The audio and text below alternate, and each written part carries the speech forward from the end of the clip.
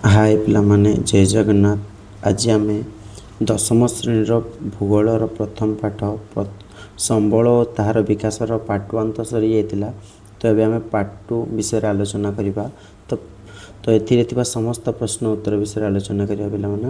ତ ପ୍ରଥମ ପ୍ରଶ୍ନ ଦେଇଛି, 1 ନମ୍ବର ପ୍ରଶ୍ନ ଦେଇଛି ଯେ ସମ୍ବଳ ଗୁଡ଼ିକ ବିକଳ୍ପ ଆବିଷ୍କାର ହେବାର ଆବଶ୍ୟକତା ସମ୍ବନ୍ଧରେ ଆଲୋଚନା କର। तो संबल गुड़िकर विकल्प आविष्कार होबार आवश्यकता संबंध कौन, तो कोयला, खनिज तैल इत्यादि संबलर गच्छित भंडार खूब शीघ्र सरी आसुची। तो अत्यधिक संबलर उत्तोलन और व्यवहार द्वारा प्राकृतिक भारसाम्य नष्ट होउची। तेणु संबल गुड़ी को बहुल व्यवहार फल सेगुड़िक क्रमशः श्रेष हो आसुची। उदाहरण शक्ति संबल तो धीरे धीरे सरी आसुची। तो आधुनिक जीवन शैली रे शक्ति संबलर भूमिका अत्यंत गुरुत्वपूर्ण होइतिबा जोगु तो अधिक संबलर व्यवहार द्वारा वायुमंडल और जलभाग प्रदूषित होउची। तेणु संबल गुड़िकर विकल्प आविष्कार होबार आवश्यकता रही। तो विकल्प आविष्कार हेले जहाँ फल भविष्य में कौन असुविधा देखा नहीं। परवर्ती प्रश्न देखिए। परवर्ती प्रश्न देछि संबल काहाकू कहा जाए, यार व्यवहार मनुष्यर क्षेत्र में मनुष्यर भूमिका वर्णना कर। मानवीय कार्यकलापर क्रियात्मक वस्तु को संबल कहा जाए। तो मानवर व्यवहार क्षेत्र में मनुष्यर भूमिका विशेष उल्लेखयोग्य होइतिबारु मनुष्य को संबलर स्रष्टा व उपभोक्ता और क्षयकारी शक्ति भाव में विचार करा जाए। तो उत्पादन और बंटन, व्यवहार और क्षय प्रभृति समस्त प्रक्रिया मनुष्य द्वारा ही समाहित होता है। सेथिपाई मनुष्य को एक संबल भाव में ग्रहण कराଯାଇଛି, जहाँ आम मानव संबल कही था। कौन सी देशर लोक मानकर जीवन धारणर मान उक्त देशर संबल एवं जनसंख्यार आकार उपर निर्भर करिଥାଏ। तेणु कौन सी देशर अर्थनैतिक विकास उक्त देशर जनसंख्या और प्राकृतिक संबल और मनुष्य मानकर संबलर व्यवहारी गुण उपर निर्भर करिଥାଏ। तृतीय नंबर प्रश्न देछि संबलर व्यवहार और सुलभता अनुसार विभिन्न प्रकार संबल विषय आलोचना कर। तो संबलर व्यवहार और सुलभता अनुसार यह दुई भाग विभक्त कराइछि। एक असरंती बा अक्षय संबल और द्वितीयटी हूँ सरंती बा सीमित संबल बा क्षयशील संबल। जो संबल मनुष्यर बारंबार व्यवहार सत्वे निशेष हुए ना बा जो संबल मनीष बार बार व्यवहार कला ताहा सरे नाही बा असरंती बा अक्षय ताकू आमे असरंती संबल करिथाउ, जहाँ जो संबल बारंबार व्यवहार करिया परे मध्य सरे नाही। तो सौर शक्ति, वायु, जल, भूमि ये सब हूँ अक्षय संबलर गोटे गोटे उदाहरण।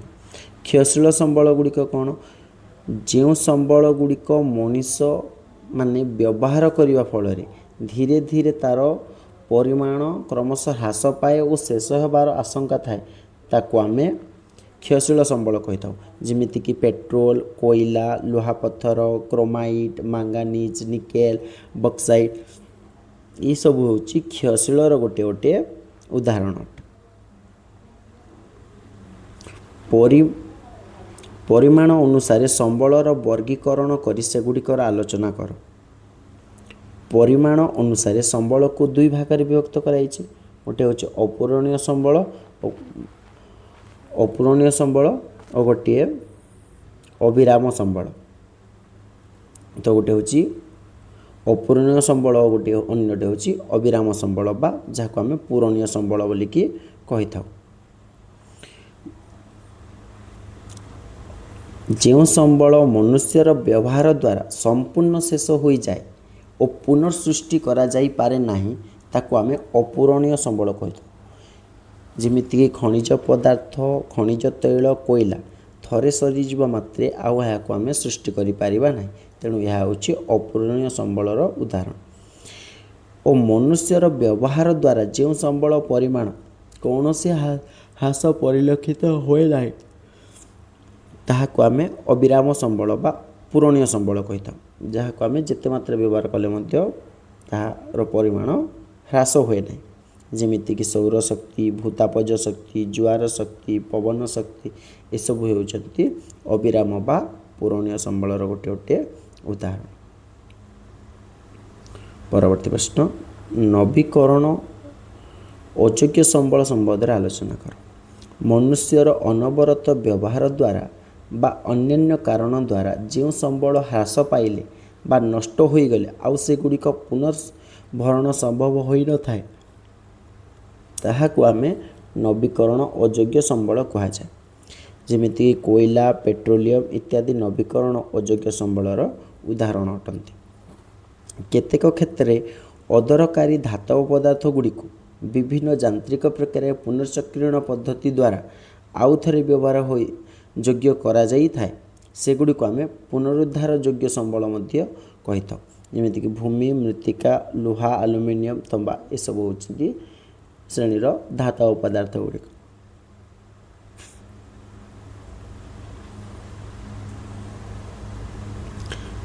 ଦେଖିନେବା ପରବର୍ତ୍ତୀ।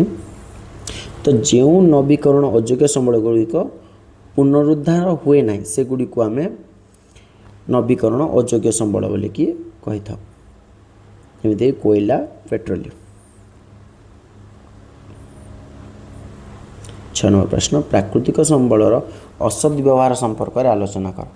ଅଧିକାଂଶ କ୍ଷେତ୍ରରେ ସମ୍ବଳର ତ୍ରୁଟିପୂର୍ଣ୍ଣ ବ୍ୟବହାର ଯୋଗୁଁ ଗଚ୍ଛିତ ସମ୍ବଳର ପରିମାଣ ଦ୍ରୁତ ଗତିରେ ହ୍ରାସ ହେଉଛି। ବିଭିନ୍ନ ଶକ୍ତି ସମ୍ବଳ ଯଥା ଯେମିତି କୋଇଲା, ପେଟ୍ରୋଲିୟମ୍ ଭଣ୍ଡାର ଚିନ୍ତାଜନକ ଭାବରେ ହ୍ରାସ ହୋଇ ଚାଲୁଛି। ଜନସଂଖ୍ୟା ବୃଦ୍ଧି ହେତୁ ଖାଦ୍ୟ ଆବଶ୍ୟକତା ପୂରଣ ପାଇଁ ରାସାୟନିକ ଏବଂ କୀଟନାଶକ ଔଷଧର ବାରମ୍ବାର ଚାଷ ଜମି ଫଳରେ ବ୍ୟବହାର କରାଯାଉଛି, ଯାହାଫଳରେ ମୃତ୍ତିକାର ଉର୍ବରତା ନଷ୍ଟ ହେଉଛି ଏବଂ ପରିବେଶ ପାଇଁ ମଧ୍ୟ ଏହା ଏକ ସମସ୍ୟା ଅଟେ। ଖଣି ଖନନ, ଶିଳ୍ପାୟନ, ସହରୀକରଣ, ବାଣିଜ୍ୟ ବ୍ୟବସାୟ ଆଦି କାର୍ଯ୍ୟକଳାପ ଫଳରେ ଜଙ୍ଗଲ କ୍ଷୟ ହେବା ଏସବୁ ମଧ୍ୟ ପରିବେଶ ପ୍ରଦୂଷଣର ଗୋଟିଏ ଉଦ୍ବେଗଜନକ ପରିସ୍ଥିତି ସୃଷ୍ଟି ହେଉଛି, ଯାହାଫଳରେ ପ୍ରାକୃତିକ ସମ୍ବଳର ଭାରସାମ୍ୟ ନଷ୍ଟ ହେଉଛି। ପରବର୍ତ୍ତୀ ପ୍ରଶ୍ନ, ସମ୍ବଳର ଯୋଜନା ନିର୍ଭର କରୁଥିବା 5ଗୋଟି ପ୍ରକ୍ରିୟା ସମ୍ପର୍କରେ ବର୍ଣ୍ଣନା କର। ସମ୍ବଳର ଯୋଜନାକୁ ନିର୍ଭର କରୁଥିବା 5ଗୋଟି ପ୍ରକ୍ରିୟା ହେଉଛି ବିଭିନ୍ନ କାର୍ଯ୍ୟ ପାଇଁ ସମ୍ବଳର ଆବଶ୍ୟକତା ଓ ନିର୍ଦ୍ଧାରଣ ଓ ସମ୍ବଳ ପ୍ରାପ୍ତି ସ୍ଥାନ ଚିହ୍ନଟକରଣ ଏବଂ ସମ୍ବଳର ଚାହିଦା ପରିମାଣ ଆକଳନ ସମୟରେ ଗଚ୍ଛିତ ପରିମାଣ ଓ ବିକାଶ ସ୍ତର ଆକଳନ ସମ୍ପ୍ରକ୍ଷକ ମାନଚିତ୍ରୀକରଣ ଏବଂ ସଂଖ୍ୟାତ୍ମକ ସହ ଗୁଣାତ୍ମକ ମୂଲ୍ୟମାନ। ଆଉ କ'ଣ, ସମ୍ବଳର ଉତ୍ତେଜନା, କ୍ରିୟାତ୍ମକ ମୂଲ୍ୟ ଏବଂ ବ୍ୟବହାର ତଥା ଯୋଜନା ସଂରଚନା ପ୍ରସ୍ତୁତିକରଣ ଏବଂ ପୁନର୍ବ୍ୟବହାର ସମ୍ବନ୍ଧୀୟ ଯୋଜନାର ପ୍ରଣୟନ ଅଟେ। ସମ୍ବଳର ଉତ୍ତେଜନା ପାଇଁ ଆବଶ୍ୟକ ଯନ୍ତ୍ରପାତିର ଉପଲବ୍ଧିକୁ ଉପଯୁକ୍ତ କୌଶଳ ଏବଂ ପ୍ରଯୁକ୍ତିବିଦ୍ୟା, ବଜାରର ମୂଲ୍ୟ ନିର୍ଦ୍ଧାରଣ ଅନୁଷ୍ଠାନ ଅବସ୍ଥାନ ଇତ୍ୟାଦି ସମ୍ବଳ ବିକାଶର ସମ୍ବନ୍ଧୀୟ ପ୍ରକ୍ରିୟା ବା ଆଧାରିତ ଯୋଜନା ଗୁଡ଼ିକ। ସମ୍ବଳର ବିକାଶ ଯୋଜନା, ଜାତୀୟ ବିକାଶ ଯୋଜନା ମଧ୍ୟରେ ସମନ୍ୱୟ ସ୍ଥାପନ, ବିଭିନ୍ନ ସମ୍ବଳର ସଂଗ୍ରହ, ବ୍ୟବହାର ତଥା ତା'ର ଉପଯୁକ୍ତ ପରିଚାଳନା ଆବଶ୍ୟକ ହୋଇଥାଏ। ବଜାରର ଯାତାୟାତ ଓ ପରିବହନ ଇତ୍ୟାଦି ମଧ୍ୟରେ ଏହାର ଭୂମିକା ଗ୍ରହଣ କରାଯାଇଛି। ପରବର୍ତ୍ତୀ ପ୍ରଶ୍ନ ଦେଖିନେବା। 8 ନମ୍ବର ପ୍ରଶ୍ନ ଦେଇଛି, ସମ୍ବଳ ଯୋଜନାର ଲକ୍ଷ୍ୟ ହାସଲ କରିବା ପାଇଁ ସ୍ୱାଧୀନତା ପରଠାରୁ ଭାରତରେ କେଉଁ ସବୁ ପଦକ୍ଷେପ ନିଆଯାଇଛି? ଭାରତର ସ୍ୱାଧୀନତା ପାଇଲା ପରେ ପ୍ରଥମ ପଞ୍ଚବାର୍ଷିକ ଯୋଜନାଠାରୁ ସମ୍ବଳ ଯୋଜନାର ଲକ୍ଷ୍ୟ ହାସଲ କରିବା ପାଇଁ ଚେଷ୍ଟା ବଳବତ୍ତର ରହିଛି ଏବଂ ପ୍ରକୃତି ଓ ପ୍ରାକୃତିକ ସମ୍ବଳର ସଂରକ୍ଷଣ ପାଇଁ ଏକ ଆନ୍ତର୍ଜାତିକ ସଂସ୍ଥା UNCN ବା ଗଠିତ ହୋଇଛି। ଜାତିସଂଘର ଏହି ସଦସ୍ୟ ଦେଶ ଭାବରେ ଭାରତ ଏହାର ନୀତିକୁ ଗ୍ରହଣ କରି ପ୍ରାକୃତିକ ସମ୍ବଳକୁ ସଂରକ୍ଷଣ ପାଇଁ ବିଭିନ୍ନ ପଦକ୍ଷେପ ମଧ୍ୟ ଗ୍ରହଣ କରୁଛି। ଅରଣ୍ୟର ସୁରକ୍ଷା ପାଇଁ ଜୈବ ବିବିଧତା ସଂରକ୍ଷଣ ଉପରେ ଅଧିକ ଗୁରୁତ୍ୱ ଦିଆଯାଉଛି। ଅରଣ୍ୟ କ୍ଷୟକୁ ରୋକିବା ପାଇଁ ଜଙ୍ଗଲକୁ ସୁରକ୍ଷା ଆଇନ ପ୍ରଣୟନ କରାଯାଇଛି। ବିଶ୍ୱ ଜଳବାୟୁ ପରିବର୍ତ୍ତନର ସ୍ୱାଭାବିକ କରିବା ପାଇଁ ଭାରତର ପରିବେଶ ସଂରକ୍ଷଣ ଉପରେ ଅଧିକ ଧ୍ୟାନ ଦେଉଛି। ସେଥିପାଇଁ ଦେଶରେ ବିଭିନ୍ନ ଆଇନ ପ୍ରଣୟନ କରାଯାଉଛି ଏବଂ ଲୋକଙ୍କୁ ସଚେତନ ମଧ୍ୟ କରାଯାଉଛି। ପ୍ରାକୃତିକ ସମ୍ବଳର ସଂରକ୍ଷଣ ନିମନ୍ତେ ବିଭିନ୍ନ ପଦକ୍ଷେପ ନିଆଯାଉଛି। ପ୍ରାକୃତିକ ସମ୍ପଦର ଉପକାରିତା ଗୁଡ଼ିକ ଲେଖ। ପ୍ରାକୃତିକ ସମ୍ପଦର ଉପକାରିତା ଗୁଡ଼ିକ କ'ଣ କ'ଣ? ମନୁଷ୍ୟ ଜୀବନ ପାଇଁ ପ୍ରତ୍ୟକ୍ଷ ବା ପରୋକ୍ଷ ଭାବରେ ପ୍ରାକୃତିକ ସମ୍ବଳ ଗୁଡ଼ିକ ଉପରେ ନିର୍ଭର କରିଥାଏ।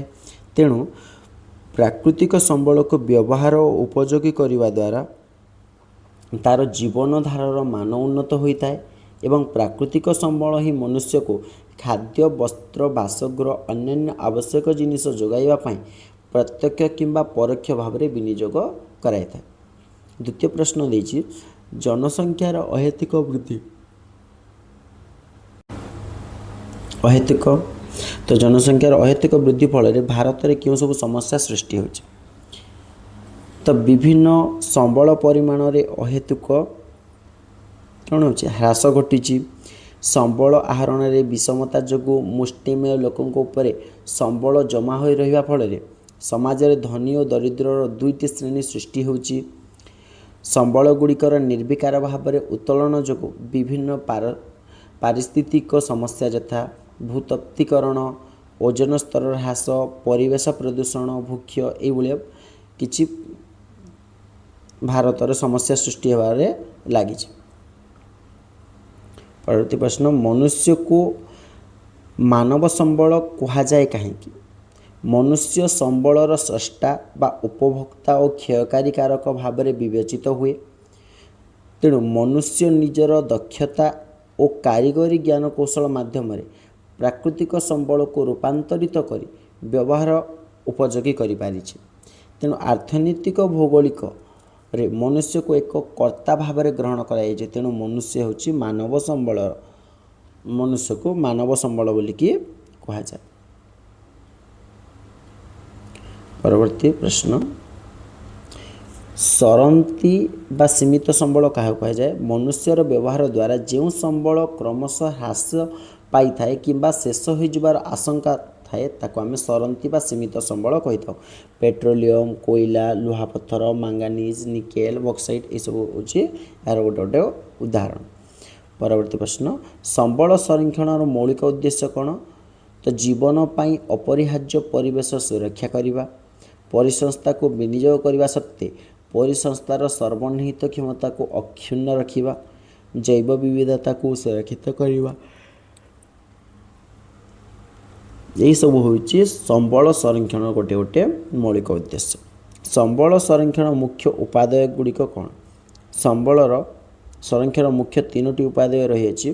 ସମ୍ବଳର ବ୍ୟବହାର ଯଥୋଚିତ ହ୍ରାସ କରିବା, ସମ୍ବଳର ପୁନର୍ଚକ୍ରୀକରଣ କୌଶଳ ଅବଲମ୍ବନ କରିବା ଏବଂ ସମ୍ବଳ ପୁନର୍ବ୍ୟବହାର ମାଧ୍ୟମରେ ସମସ୍ତ ପ୍ରକାର ସମ୍ବଳକୁ ସଂରକ୍ଷଣ କରିବା। ପରବର୍ତ୍ତୀ ପ୍ରଶ୍ନ, ପ୍ରଦୂଷଣ ହ୍ରାସ କରିବା ପାଇଁ କିପରି ଉଦ୍ୟମ ଆରମ୍ଭ ହୋଇଛି?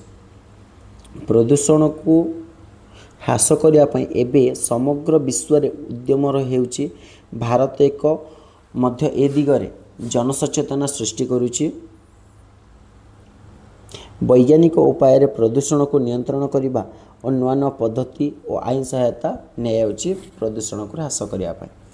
ଜାତୀୟ ସମ୍ବଳ କାହାକୁ କୁହାଯାଏ? ଦେଶର ଭୌଗୋଳିକ ସୀମାରେଖା ମଧ୍ୟରେ ଥିବା ସମସ୍ତ ପ୍ରାକୃତିକ ସମ୍ବଳ, ସାଂସ୍କୃତିକ ସମ୍ବଳ ଓ ମାନବ ସମ୍ବଳକୁ ଜାତୀୟ ସମ୍ବଳ ବୋଲିକି କୁହାଯାଇଥାଏ। ଦେଶର ଜାତୀୟ ସମ୍ବଳ ଉପରେ ଦେଶର ସମୃଦ୍ଧି ଏବଂ ବିକାଶ ନିର୍ଭର କରିଥାଏ। ଏହାର ଉଦାହରଣ ରାସ୍ତାଘାଟ, କେନାଲ, ରେଳପଥ, ଖଣିଜ ପଦାର୍ଥ, ଜଳ ଅରଣ୍ୟ, ବନ୍ୟପ୍ରାଣୀ ଏସବୁ ଗୋଟେ ଉଦାହରଣ। एपरिक उपकूल समुद्र आड़ को प्राय 12 नॉटिकल माइल जहाँ आम 22.2 किमी दूरता पर्यंत जलभाग यह संबल अंतर्गत होची जातीय संबल। परवर्ती प्रश्न,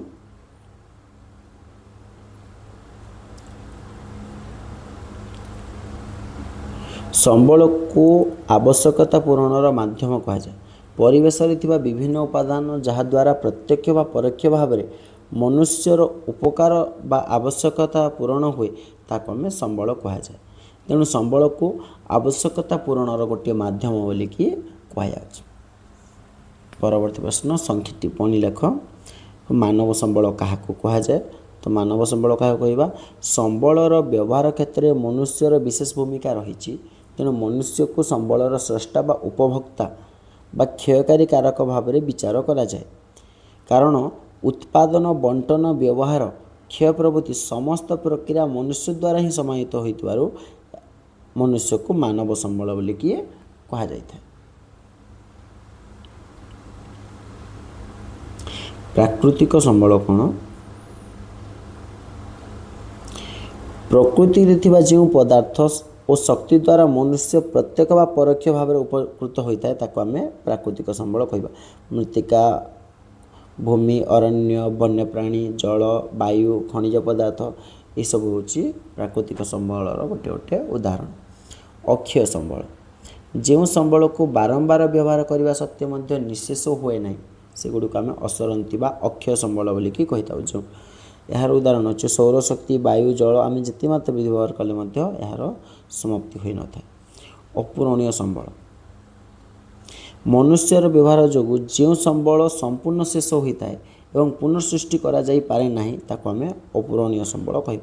खनिज पदार्थ, खनिज तेल, कोयला को आम पुनर्बार सृष्टि करि नहीं, तो तेणु यहाँ अपूरणीय बोलिकी कहा जाता है। परवर्ती प्रश्न, प्रच्छन्न संबल कहले कौन? तो प्रच्छन्न संबल क्या कहवा, तो जो संबल प्रकृतिर गंताघरे अव्यवहित अवस्था रही आम। तो प्रच्छन्न संबल कौन? जो संबल प्रकृतिर गंताघरे अव्यवहित अवस्था रही आम प्रच्छन्न संबल कही था। गुजरात और राजस्थान सौरशक्ति, पवन शक्ति, समुद्र गर्भ में विभिन्न प्रकार पदार्थ यार उदाहरण अटे। जो सब संबल को आम अव्यवहित अवस्था अच्छे जहाँ एवं आमर व्यवहार आसी ना, परवर्ती समय व्यवहार आसपा आम प्रच्छन्न संबल कही था। नवीकरण योग्य संबल कौन? मनुष्य व्यवहार बारंबार व्यवहार सत्वे जो संबल संपूर्ण क्षय हुए ना और विभिन्न उपाय आम पुनर्भरण करूँ तेरे आम नवीकरण योग्य संबल कही था। जंगल पदार्थ, प्राणीजात पदार्थ, कृषि पदार्थ, जल, मृत्तिका या आम पुनर्बार सृष्टि कर। मनुष्य को संबलर सृष्टिकर्ता बा स्रष्टा कहा जाए। तो देखि नब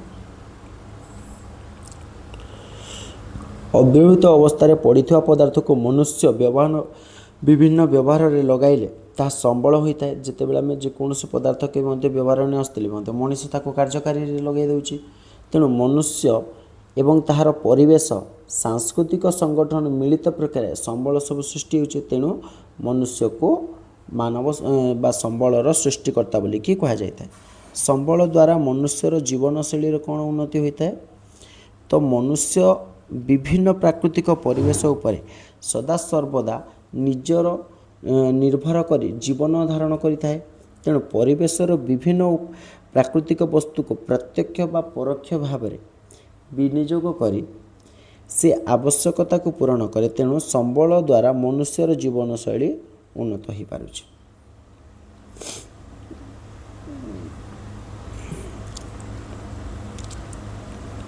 मानव संबलर प्रगति रे देशर समृद्धिशाली होता है। कारण कौन सी देश रे सभ्यता और अर्थनैतिक विकास लोक मानकर जीवन धारणर मान उक्त देशर संबल और जनसंख्यार गुण और आकार उपर निर्भर करे। तो मनुष्य प्राकृतिक संबल को विभिन्न उपाय व्यवहार उपयोगी करिଥାଏ। तेणु सही देशर मानव संबल जेते उन्नत से देश मध्य सेते समृद्धि होता है। खनिज संपद एक अपूरणीय संबल। ଖଣିଜ ସମ୍ପଦ ଗୁଡ଼ିକ ମନୁଷ୍ୟର ବ୍ୟବହାର ଦ୍ୱାରା କ୍ଷୟ ହୋଇଥାଏ କିନ୍ତୁ ପୁନଃସୃଷ୍ଟି କରାଯାଇପାରେ ନାହିଁ। ତେଣୁ ଏ ପ୍ରକାର ସମ୍ପଦକୁ ଅପୂରଣୀୟ ସମ୍ବଳ ବୋଲିକି କୁହାଯାଇଥାଏ। ପରବର୍ତ୍ତୀ ପ୍ରଶ୍ନ, ପ୍ରାକୃତିକ ସମ୍ବଳ ଗୁଡ଼ିକର ବ୍ୟବହାର କରିବାରେ ମିତବ୍ୟୟତା ଅବଲମ୍ବନ କରିବା ଆବଶ୍ୟକ। ତ ସମ୍ବଳର ଅତ୍ୟଧିକ ଅନୁଚିତ ବ୍ୟବହାର ଯୋଗୁଁ ମନୁଷ୍ୟ ସମାଜ ପାଇଁ ଗୋଟେ ବିପଦ ସୃଷ୍ଟି ହେଉଛି। ତେଣୁ ନବୀକରଣ ଅଯୋଗ୍ୟ ପ୍ରାକୃତିକ ସମ୍ବଳ ପାଇଁ ଏହା ଏକ ସତର୍କ ଘଣ୍ଟି ସଦୃଶ। ସେ ସମ୍ବନ୍ଧରେ ସଚେତନ ରହିବା ସମସ୍ତ ମନୁଷ୍ୟ ସମାଜ ପାଇଁ ନିତ୍ୟାନ୍ତ ଆବଶ୍ୟକ। ତେଣୁ ପ୍ରାକୃତିକ ସମ୍ବଳ ଗୁଡ଼ିକୁ ବ୍ୟବହାର କରିବାରେ ମିତବ୍ୟୟତା ଅବଲମ୍ବନ କରିବା ଆବଶ୍ୟକ ହୋଇଥାଏ। ପରବର୍ତ୍ତୀ ପ୍ରଶ୍ନ, ଆଞ୍ଚଳିକ ଅର୍ଥନୀତି ଓ ସ୍ଥାନୀୟ ସମ୍ବଳର ବିନିଯୋଗ ଉପରେ ନିର୍ଭରଶୀଳ। ତ ପ୍ରକୃତି ପୃଷ୍ଠରେ କେତେକ ନିର୍ଦ୍ଦିଷ୍ଟ ସ୍ଥାନରେ ସମ୍ବଳ ମୁଖ୍ୟତଃ ଖଣିଜ ସମ୍ବଳ କହିଥାଉ। ଯେଉଁଗୁଡ଼ିକ ଆମେ ସମ୍ବଳ ଗୁଡ଼ିକ ଖଣିରୁ ମିଳିଥାଏ ତାକୁ ଆମେ ଖଣିଜ ସମ୍ବଳ କହିଥାଉ। ଏହି ଖଣିଜ ସମ୍ବଳକୁ ଭିତ୍ତି କରି ଶିଳ୍ପ କଳକାରଖାନା ଗଢ଼ି ଉଠିଥାଏ। ଫଳରେ ସ୍ଥାନୀୟ ଲୋକମାନେ କର୍ମ ନିଯୁକ୍ତି ପାଇଥାନ୍ତି ଏବଂ ସେହି ଅଞ୍ଚଳ ଲୋକମାନଙ୍କର ମୁଣ୍ଡ ପିଛା ହାର ମଧ୍ୟ ବୃଦ୍ଧି ହୋଇଥାଏ। ତେଣୁ ଆଞ୍ଚଳିକ ଅର୍ଥନୈତିକ ସ୍ଥାନୀୟ ସମ୍ବଳର ବିନିଯୋଗ ତଥା ବିକାଶ ଉପରେ ନିର୍ଭର କରିଥାଏ। ପ୍ରାକୃତିକ ସମ୍ବଳ ଏବଂ ସାଂସ୍କୃତିକ ସମ୍ବଳ ମଧ୍ୟରେ ପାର୍ଥକ୍ୟ କ'ଣ? ତ ପ୍ରକୃତିରେ ଯେଉଁ ପଦାର୍ଥ ବା ଶକ୍ତି ଦ୍ୱାରା ମନୁଷ୍ୟ ପ୍ରତ୍ୟକ୍ଷ ବା ପରୋକ୍ଷ ଭାବରେ ଉପକୃତ ହେଉଛି ତାକୁ ଆମେ ପ୍ରାକୃତିକ ସମ୍ବଳ କହୁଛୁ। ଯେମିତି ଭୂମି, ମୃତ୍ତିକା, ଅରଣ୍ୟ, ପ୍ରାଣୀ, ଉଦ୍ଭିଦ ଜଗତ। ସାଂସ୍କୃତିକ ସମ୍ବଳ କ'ଣ?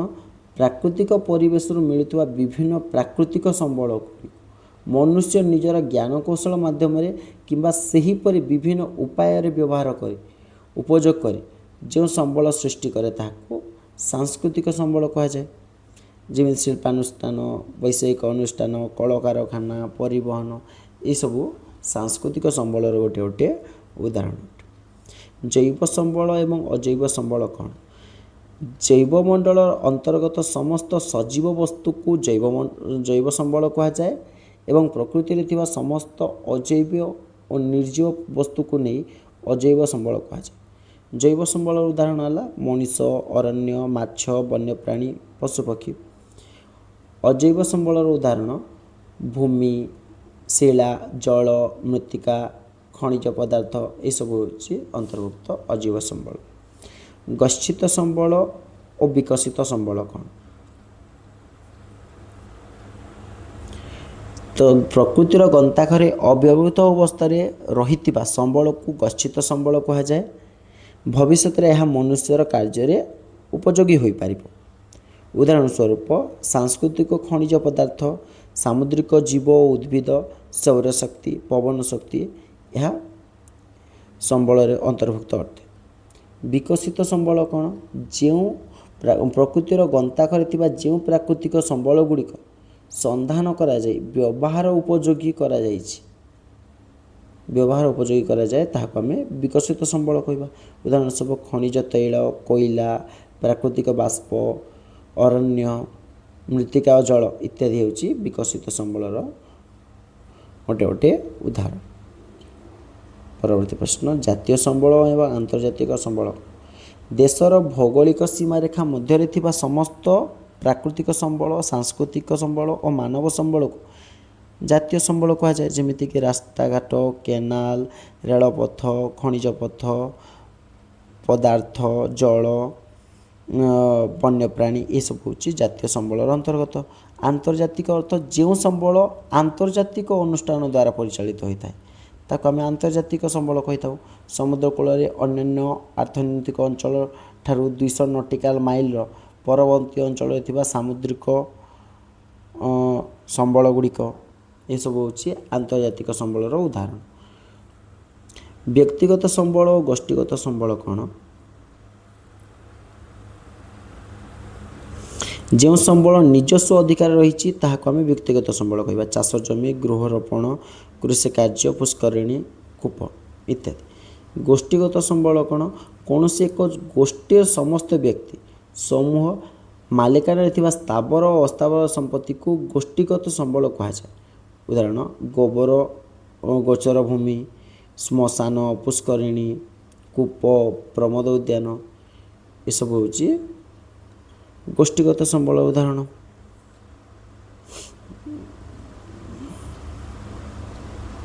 ପରବର୍ତ୍ତୀ ପ୍ରଶ୍ନ, ସ୍ଥାନୀୟ ସମ୍ବଳ ଓ ସର୍ବତ ସୁଲଭ। ଭୂପୃଷ୍ଠର କେତେକ ନିର୍ଦ୍ଦିଷ୍ଟ ସ୍ଥାନରେ ଯେଉଁ ସମ୍ବଳ ମିଳିଥାଏ ତାକୁ ଆମେ ସ୍ଥାନୀୟ ସମ୍ବଳ କହିବା ଏବଂ ଯେଉଁ ସମ୍ବଳ ଗୁଡ଼ିକ ଭୂପୃଷ୍ଠର ସବୁ ସ୍ଥାନରେ ମିଳିଥାଏ ତାକୁ ଆମେ ସର୍ବତ ସୁଲଭ ବୋଲିକି କହିଥାଉ। ସ୍ଥାନୀୟ ସମ୍ବଳ ଉଦାହରଣ ବକ୍ସାଇଟ୍ ଓ ପେଟ୍ରୋଲିୟମ ଓ ସର୍ବତ ସୁଲଭର ସମ୍ବଳ ହେଲା ଭୂମି, ଜଳ, ବାୟୁ, ଯାହାକି ସୌରରଶ୍ମି ଏସବୁ ସବୁ ସ୍ଥାନରେ ମିଳିପାରିବ, କିନ୍ତୁ କେତେକ ପଦାର୍ଥ ଯେଉଁଟା କେବଳ ଗୋଟିଏ ସ୍ଥାନରେ ମିଳିଥାଏ ତାକୁ ଆମେ ସ୍ଥାନୀୟ ସମ୍ବଳ କହିବା। ସମ୍ବଳ ଏବଂ ସମ୍ବଳ ଭଣ୍ଡାର ମଧ୍ୟରେ ପାର୍ଥକ୍ୟ ତ ଦେଖିନେବା। ସମ୍ବଳ ମନୁଷ୍ୟର ବ୍ୟକ୍ତିଗତ ତଥା ସାମାଜିକ ଆବଶ୍ୟକତାକୁ ପୂରଣ କରିବାରେ ଉପଯୋଗୀ ଓ ମୂଲ୍ୟବାନ ବିବେଚିତ ହେଉଥିବା ପରିବେଶର ବିଭିନ୍ନ ପଦାର୍ଥ ତଥା ଶକ୍ତି ଇତ୍ୟାଦି ଦ୍ୱାରା ପ୍ରାଦ୍ୟୋଗିକ ଦୃଷ୍ଟିକୋଣରୁ ସୁଗମ୍ୟ ଓ ଅର୍ଥନୈତିକ ଦୃଷ୍ଟିକୋଣରୁ ସମ୍ଭବ ଏବଂ ସାଂସ୍କୃତିକ ଦୃଷ୍ଟିକୋଣରୁ ଗ୍ରହଣଯୋଗ୍ୟ ତାକୁ ଆମେ ସମ୍ବଳ ବୋଲିକି କହୁ। ସମ୍ବଳର ଭଣ୍ଡାର କହିଲେ କ'ଣ? ପରିବେଶରେ ଯେଉଁ ସବୁ ପଦାର୍ଥ ମନୁଷ୍ୟର ଆବଶ୍ୟକତା ପୂରଣ କରିବାରେ ମାତ୍ର ଆଜିର ଜ୍ଞାନ କୌଶଳ ଅନୁସାରେ ସେଗୁଡ଼ିକ ବ୍ୟବହାର ହୋଇପାରି ନାହିଁ, ଏହିଭଳି ପଦାର୍ଥକୁ ଆମେ ସମ୍ବଳର ଭଣ୍ଡାର ବୋଲିକି କହିଥାଉ। ତ ପିଲାମାନେ ଆଜିର ଭିଡ଼ିଓକୁ ଏଇଠି ରଖିବା। ଯଦି ଚ୍ୟାନେଲଟି ଭଲ ଲାଗିଥାଏ ବା ଭିଡ଼ିଓଟି ତୁମକୁ ଯଦି ଭଲ ଲାଗେ ଲାଇକ୍, କମେଣ୍ଟ, ସେୟାର କରିବା ପାଇଁ ଭୁଲନ୍ତୁ ନାହିଁ ଓ ଚ୍ୟାନେଲଟିକୁ ସବସ୍କ୍ରାଇବ୍ କରିଦିଅ, ଯାହାଫଳରେ ମୋର ସମସ୍ତ ଭିଡ଼ିଓ ତୁମ ପାଖରେ ଠିକ୍ ସମୟରେ ପହଞ୍ଚିଯିବ। ଜୟ ଜଗନ୍ନାଥ ପିଲାମାନେ।